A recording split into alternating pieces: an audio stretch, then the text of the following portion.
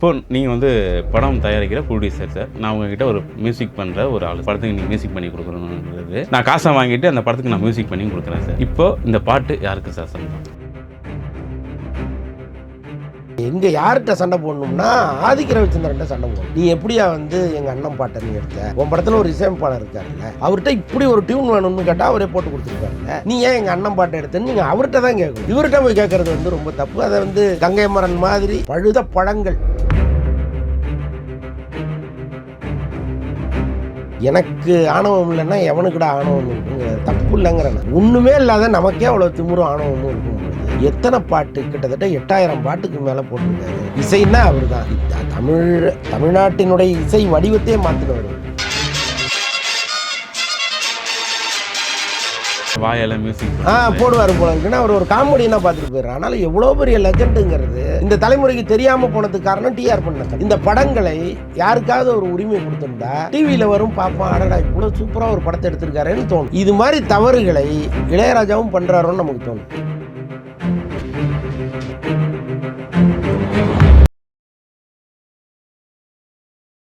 MGR TV cinema நேயர்களுக்கு வணக்கம். இன்னைக்கு நம்ம கூட வலைபேச்சு அந்தணன் அவர்கள் இணைஞ்சிருக்காங்க. சார் வணக்கம் சார். வணக்கம். எப்படி சார் இருக்கீங்க? நல்லா இருக்கேன் சார். குட் பேட் அக்லி அந்த படத்தோட சாங் பிரச்சனை தான் போயிட்டுருக்கு. 7 கோடி சம்பளம் வாங்குற நீங்கள் எதுக்கு இங்கே பாட்டை எடுக்கிறீங்க அப்படின்ட்டு கங்கை அமரன் கேட்குறாங்க. இது என்ன தான் சார் அந்த பிரச்சனை? இல்லைங்க, இசையமைப்பாளரே இதில் குறை சொல்கிறதுல அர்த்தமே கிடையாது. ஏன்னா ஜிவி பிரகாஷ்னு ஒரு இசையமைப்பாளர் மிக இளம் வயதில் மிகப்பெரிய சாதனைகளை பண்ணவர். மதராசப்பட்டினம் சாங்கெல்லாம் கேட்டிங்கன்னா இப்போவும் நீங்கள் உட்காந்துடலாம். அப்படிப்பட்ட பாடல்கள் ஒன்றும் இன்றைக்கி இவ்வளோ பெரிய இடத்துக்கு ஜிவி பிரகாஷ் வந்திருக்காருன்னா சும்மா வெறுங்கையால் முழம் போட்டெல்லாம் இங்கே வரல. அவருக்கும் சங்கீதம் தெரியும். அவரும் வந்து அற்புதமான டியூன்களை இங்கே போட்டவர் தான். இந்த படத்தில் வந்து பாட்டு போட தெரியாமல் அவர் ஒன்றும் ஒதுங்கலை. ஒரு டைரக்டர் விருப்பப்படுறார். டைரக்டர் விருப்பம் என்னவோ அதை நிறைவேற்றுவது தான் இசையமைப்பாளர் வேலை. இந்த படத்தில் நீங்கள் 2 பாட்டு போட்டு கொடுங்க, நான் மிச்சம் வந்து இளையராஜா பாட்டை எடுத்து போட்டுக்கிறேன்னா ஒரு இசையமைப்பாளர் வந்து எப்படி சண்டை போட முடியும்? யாராக இருந்தாலும் அதுதான். அப்போது இவர் இசையமைப்பாளரை குறை சொல்கிறத முதல்ல கங்கை அமரன் நிறுத்தணும். அதற்கு இசையமைப்பாளர் பொறுப்பேற்க முடியாது, மாட்டார். நீங்கள் எங்கே யார்கிட்ட சண்டை போடணும்னா ஆதிக்க ரவிச்சந்திரன்ட்ட சண்டை போடணும். நீ எப்படியா வந்து எங்கள் அண்ணன் பாட்டை நீ எடுத்த, உன் படத்தில் ஒரு இசையமைப்பாளர் இருக்கார்ல, அவர்கிட்ட இப்படி ஒரு டியூன் வேணும்னு கேட்டால் அவரே போட்டு கொடுத்துருப்பார்ல, நீ ஏன் எங்கள் அண்ணன் பாட்டை எடுத்தன்னு நீங்கள் அவர்கிட்ட தான் கேட்கணும். இவர்கிட்ட போய் கேட்குறது வந்து ரொம்ப தப்பு. அதை வந்து கங்கை மரன் மாதிரி பழுத்த பழங்கள். ஏன்னா நிச்சயமாக வந்து நான் கங்கை மரன் ரொம்ப மதிக்கிறவன். ஏன்னா ஒரு 1000 பாட்டுக்கு மேலே எழுதியிருக்காரு. அவர் மிக அற்புதமான பாடலாசிரியருங்க. அவரை மாதிரி பாட்டு இது கண்ணதாசனே வந்து என் பாடல்களில் ஏதாவது திருத்தம்னா தம்பி வச்சு பண்ணிங்கன்னு இளையராஜாட்ட அனுமதி கொடுத்தவர். அந்த அளவுக்கு ஒரு அற்புதமான பாடலாசிரியர், பாடகர், இசையமைப்பாளர், எல்லா வகையிலையும் ஒரு லெஜண்ட்னா கங்கை மரன் கூட. அப்பேற்பட்ட ஒரு மனுஷன் வந்து இப்படி போகிற போக்கில் சொல்கிறதுங்கிறது நமக்கு ரொம்ப சங்கடமாக இருந்துச்சு. இதற்கு முழுக்க பொறுப்பேற்க வேண்டிய ஒரு ஆதிக்க ரவிச்சந்திரன் அவர் இந்த நிமிஷம் வரைக்கும் எதுவுமே பேச மாட்டேங்கிறார். நான் ஏன் அந்த பாட்டை அந்த படத்தில் பயன்படுத்தினேன்னா அவர் தானேங்க விளக்கம் கொடுக்கணும். அல்லது ஏன் இளையராஜாட்ட நான் கேட்கல, அல்லது இளையராஜாவை போய் பார்த்தீங்க நான் வந்து சார் அந்த உங்கள் பாட்டை பயன்படுத்திக்கிறேன் நான் ஆசீர்வாதம் பண்ணுங்கன்னு ஏன் நீங்கள் கேட்கல? இது எல்லாத்துக்கும் பதில் சொல்ல வேண்டியவர் ஆதிக்க ரவிச்சந்திரன் தான். ஆனால் அவரை விட்டுட்டு ஜிவி பிரகாஷை தொடர்ந்து திட்டிகிட்டு இருக்காங்க. இதில் அஜித் என்ன பண்ணுவாருன்னு தெரியல. குட் பேட் அக்லி படம் ஓடுனதுக்கு காரணமே எங்கள் அண்ணனோட பாட்டு தான் இன்னும் போகிற போக்கில் அவர் குறித்து போட்டார். நேற்று பார்த்தீங்கன்னாக்கா கங்கை மன்னனோட பையன் பிரேம்ஜி அவர்கள் வந்து இந்த கேள்வி வந்து பத்திரிகையாளர் கேட்கும்போது அவருக்கு என்ன சொல்கிறதுன்னு தெரியாமல், எங்கள் அண்ணனுக்கு ஏதாவது பிரச்சனைனாக்கா நான் போய் எப்படி பாதுகாப்பணும், அந்த மாதிரி தான் எங்கள் அப்பாவும் அவங்க அண்ணனுக்காக போயிருக்காரு போட்டு போயிட்டார் சார். இல்லை, அவர் கொஞ்சம் நியூட்ரலாக தான் பேசியிருக்கார். இல்லை, அந்த படம் ஓடுவதற்கு காரணம் வந்து அஜித் சார் அப்படின்னு அவர் தெளிவாக சொல்லிட்டார். அதனால் இந்த பாடல்கள்ங்கிறது ஒரு எக்ஸ்ட்ரா ஒரு உற்சாகம், அவ்வளோதான். இளையராஜா பாட்டுங்கிறது அந்த படத்தில் வந்தது கொஞ்சம் எக்ஸ்ட்ரா உற்சாகத்தை கொடுத்துச்சு. அது இல்லாமலே அந்த படம் ஓடி இருக்கும். இப்போ நீங்கள் அந்த இளமை இதை பாட்டை தூக்கிட்டு அந்த இடத்துல வந்து ஒரு ஃபைட்டு சவுண்டை மட்டும் போட்டு படத்தை கொடுத்தீங்கன்னா என்ன பாதியிலே கோச்சிட்டு போகிறாங்களா என்ன அஜித் ரசிகர்கள்? அப்படி கிடையாது. இல்லை, ஒரு சுவாரஸ்யத்துக்காக போடுறாரு. அந்த முறை வேணால் தவறாக இருக்கலாம். ஆக்சுவலாக இளையராஜாங்கிற ஒரு மிகப்பெரிய லெஜண்ட். நான்லாம் இளையராஜாவோட வெறியன். இளையராஜாட்ட போய் ஐயா உங்கள் பாட்டை நான் பயன்படுத்திக்கிறேன் அப்படின்னு கேட்டிருக்கலாம். அது ஒன்றும் கேட்கக்கூடாதுன்னு ஒன்றும் கிடையாது. அது நியாயப்படி அதை செஞ்சுருக்கணும். ஆனால் சட்டப்படி செய்ய வேண்டிய அவசியம் இல்லை. ஏன்னா சட்டம் என்ன சொல்லுதோ அதுதான் அவங்க பண்ணியிருக்காங்க.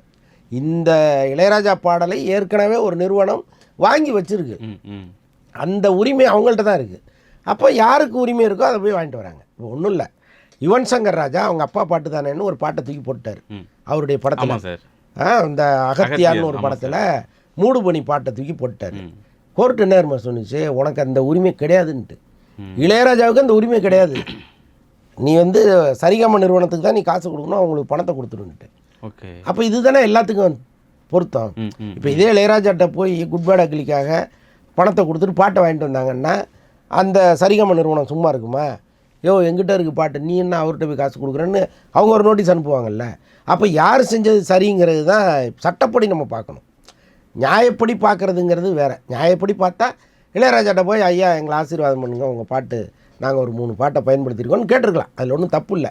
ஏன்னா அவ்வளோ பெரிய லெஜண்ட்டு, அதை சாக்கா வச்சாவது நீங்கள் இளையராஜா போய் பார்க்கலாம். ஏன்னா இளையராஜாவை நேரில் பார்த்துட முடியாதான்னு கோடிக்கணக்கான ரசிகர்கள் காத்திருக்கும்போது நீங்கள் இளையராஜாவை பார்ப்பதற்கு ஒரு வாய்ப்பு இருக்கும்போது போய் அதை செஞ்சுட்டு வந்திருக்கலாமேங்கிறது தனி. ஆனால் அவங்க செஞ்சது தவறுன்னு நம்ம சொல்ல முடியாது. Okay sir. சார் எனக்கு இன்னும் இந்த கேள்வி உங்கள்கிட்ட கேட்கணும் சார். என்னன்னாக்கா இளையராஜா பாட்டை இப்போ உள்ள பசங்களும் இது கேட்கலாம், அதனால அந்த பாட்டை யூஸ் பண்ணாக்கா ஓகே யூஸ் பண்ணிக்கிட்டோம் அந்த மாதிரி கூட தேவா இது சொன்னார்ல சார், அந்த மாதிரி யூஸ் பண்ணிக்கலாம், எனக்கு எந்த பிரச்சனையும் இல்லை, அந்த மாதிரி ஏன் சார் இளையராஜா சொல்ல மாட்டாரு? இல்லை, ஆக்சுவலாக இதில் ஒரு பெரிய பிரச்சனை ஒன்று போகுதுங்க. எல்லாருமே வந்து ஐபிஆர்எஸ்ன்னு ஒரு அமைப்பு உள்ளே இருக்காங்க. இந்த அமைப்பு என்ன பண்ணும்னா, எங்கெல்லாம் வந்து இந்த பாடல்கள் வெளியிடப்படுதோ அதுலேருந்து ராயல்ட்டி வாங்கி உங்களுக்கு கொடுக்குது, அது ஒரு கமிஷன் எடுத்துகிட்டு கொடுக்குது. இளையராஜா இந்த ஐபிஆர்எஸ் அமைப்பில் இல்லைங்கிறது தான் இவங்க சொல்கிற பதில். ஆனால் இளையராஜா ஐபிஆர்எஸில் இல்லையே தவிர எங்கெல்லாம் பாடல்கள் ஒலிக்குதோ அந்த லிஸ்ட்டை வந்து ஐபிஆர்எஸ் தான் இளையராஜாவுக்கு கொடுக்குது. வசூல் பண்ணுற வேலையை மட்டும்தான் இளையராஜா பண்ணுறாரு. அதுக்கும் வந்து அவருக்கு உரிமை இல்லைன்னு தான் இப்போ நீதிமன்றத்தில் பிரச்சனை போயிட்டுருக்கு. என்னென்னா, எப்போ நீங்கள் வந்து உங்களுடைய ஆடியோ ரைட்ஸை வேற ஒருத்தட்ட கொடுத்தீங்களோ அதை விற்பதற்கான உரிமை அவங்களுக்கு உண்டு. இப்போ ரேடியோவிலையோ டிவிலையோ அல்லது எங்கேயோ ஒரு ஹோட்டல்லையோ பாட்டை போடுறாங்கன்னு வைங்களேன், இது வந்து ஐபிஆர்எஸ் வந்து இளையராஜாட்ட சொல்லிடும், அவங்களே வந்து சம்மந்தப்பட்ட இளையராஜாவுக்கு பணத்தை அனுப்பிடுவாங்க. இதில் எந்த காம்ப்ளிகேஷனும் இல்லை. ஐபிஆர்எஸ் மூலமாக வர வேண்டிய பணத்தை இளையராஜா தானே வாங்கிக்கிறார். இதுவே ஒரு படத்தில் பயன்படுத்தும் போது அந்த பாடலை எந்த நிறுவனம் வாங்குச்சோ அதுக்கு தான் உரிமை உண்டுங்கிறது ஐபிஆர்எஸ் தான் சொல்லுது. ஓகே. அப்போ இப்போ தேவா பாடல்களை பயன்படுத்தும் பொழுது தேவாவுக்கு அதுக்கான பணம் போய் சேர்ந்துடும். தேவா நேராக கேட்க வேண்டிய அவசியம் இல்லை. ஓகே. நான் அப்போ பெருந்தன்மையே சொல்கிறது சார் இந்த இது அது என்ன சொல்கிறாருன்னா, படத்தில் என் பாட்டை போடுறீங்கல்ல அது பிரச்சனையே இல்லை, போட்டுங்கிறாரு. அதுக்கும் ஐபிஆர்எஸுக்கும் சம்மந்தம் இல்லை. Okay okay. டிவியில் ஒரு பாட்டு வருது, ரேடியோவில் வருதுன்னா அதற்கான ராயல்ட்டி தேவாவுக்கு போயிடும்.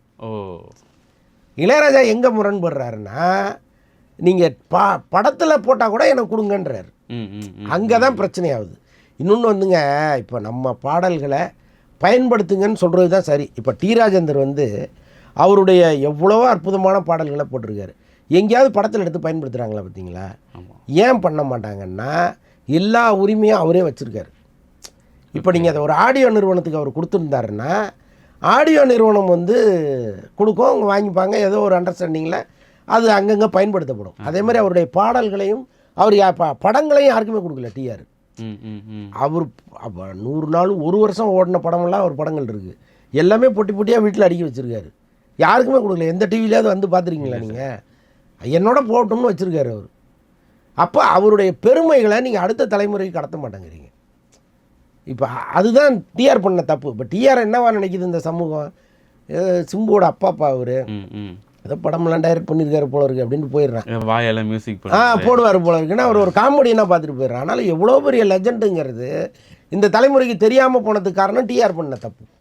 இந்த படங்களை யாருக்காவது ஒரு உரிமை கொடுத்துருந்தா டிவியில் வரும், பார்ப்பான், அடடா இவ்வளோ சூப்பராக ஒரு படத்தை எடுத்திருக்காருன்னு தோணும்.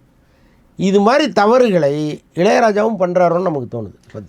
இப்போ தேவாலாம் நீங்கள் பயன்படுத்திங்கன்ட்டார்ல, அது மாதிரி இவரும் சொல்லிட்டாருன்னா இன்னொரு 10 தலைமுறைக்கு இளையராஜா பாடல்கள் இருந்துகிட்டே இருக்கும். இப்போ நீங்கள் வந்து படம் தயாரிக்கிற ப்ரொடியூசர் சார், நான் உங்ககிட்ட ஒரு மியூசிக் பண்ணுற ஒரு ஆள் சார்.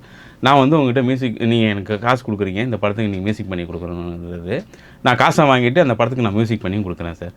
இப்போது இந்த பாட்டு யாருக்கு சார் சொந்தம்? அதாவது இது வந்து காப்புரிமை சட்டப்படி இசையமைப்பாளருக்கு தான் சொந்தம். நான் அந்த வேலைக்கு தான் நான் காசு கொடுத்துட்டீங்கல்ல, அவர் 5 பாட்டை உங்கள்கிட்ட கொடுத்துட்டார்ல, அதை படத்தில் போட்டிங்கல்ல, அதோட முடிஞ்சு போச்சு உங்களுக்கு. ஓகே. அந்த பாட்டுக்கு அதுக்கப்புறம் அவர் காசு கேட்க போகிறதில்ல.